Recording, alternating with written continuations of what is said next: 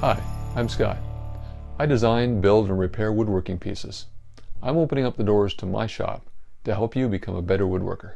In a previous video, I showed you how wood movement had destroyed a tabletop. It wasn't properly secured to the table apron, and that caused it to split and break. And this is the replacement tabletop here. We had some viewers that expressed an interest in seeing how it all came together.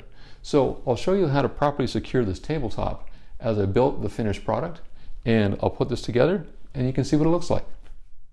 So far on this build project, I've made the tabletop to match the shape of the old one. And I haven't routed the edge here yet, but I've certainly got it rounded the way that I want.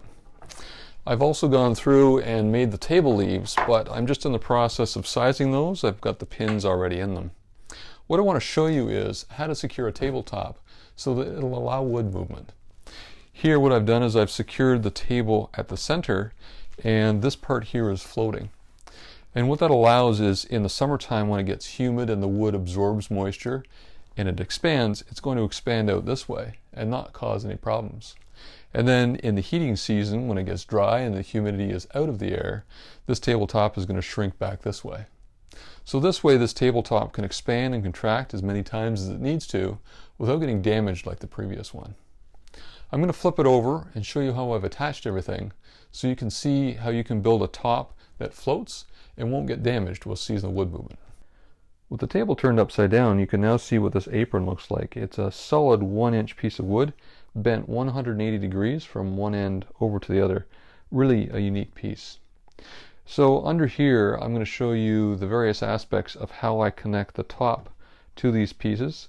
So the apron is one solid piece, and the second part is these leaf extensions that expand and allow me to put 3 leaves in and then close back up to make the table smaller. So these are screwed to the tabletop and the apron screwed to the tabletop. So both of these need to allow the wood to move on the top, but they also need to be strong enough to secure and hold everything together. For the table extension slides, I've got screws in here and here, just on either side of the seam. I want the seam to always remain tight, so that's my fixed point.